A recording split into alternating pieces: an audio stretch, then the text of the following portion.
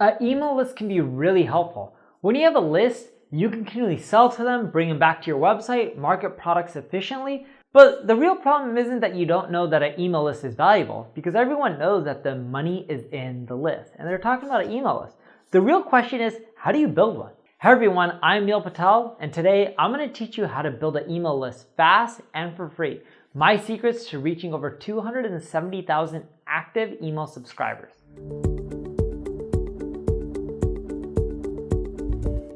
Before we get started, make sure you subscribe to this channel. That way, as I release more content like this, you'll get notified. And if you're on YouTube, click the alert notification. The first tip I have for you to collect the email, give away a self-discovery or assessment. So what I mean by this is you can do audit tools. So let's say you have an accounting site, someone can do an audit tool, or if you have a health site, someone can do an audit on their weight and where they should be. You can even do calculators. Like if you're in the mortgage industry, there's mortgage calculators. If you don't know how to build them, you can end up using CodeCanyon. CodeCanyon is a site where you can buy these calculators, pop them on your site for a few dollars. And as people are putting in their information, you can collect their email address to show them the results. My favorite type of assessment is quizzes. I ask them all these questions about their strengths, their weaknesses, their capabilities, and then I give them an assessment throughout their journey. You can use tools like lead quizzes to create quizzes, and it'll capture emails.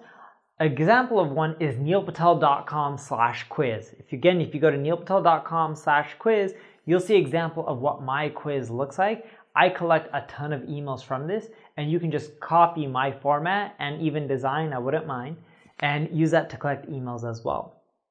The next thing that you can do that I've done over the years to collect a lot of emails is run Evergreen webinars. People love webinars. They want to interact with you.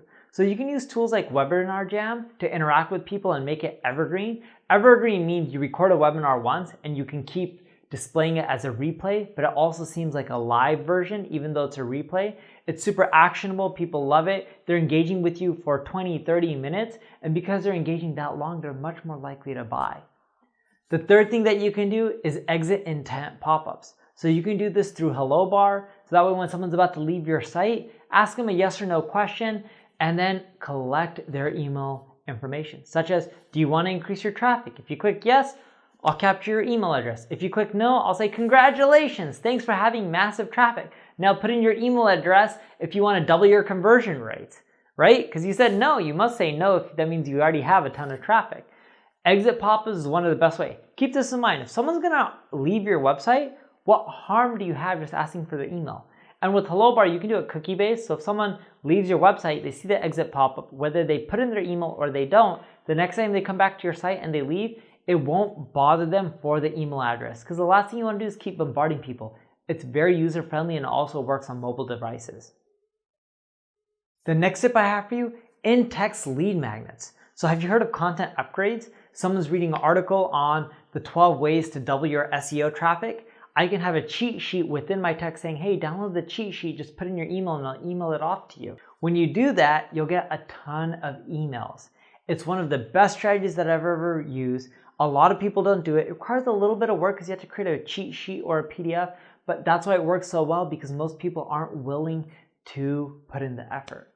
And of course, you don't want to overdo it.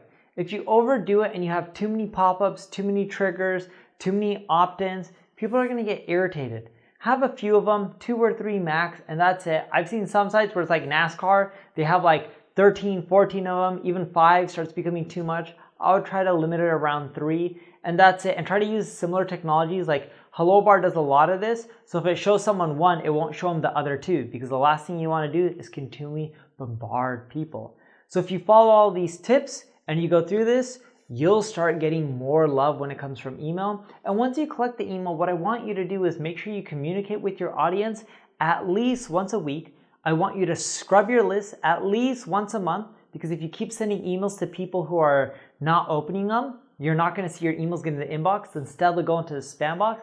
And the other thing I want you to do is to sell to your audience at least once a month. There's no point in having a list if you're not generating income from it. If you need help with your email marketing or just digital marketing in general, check out my ad agency, Neil Patel Digital. If you enjoyed this video, like it, share it, tell other people about it, subscribe to the channel. If you just have a question on how to get started or you're confused about something, leave a comment and I'll answer it.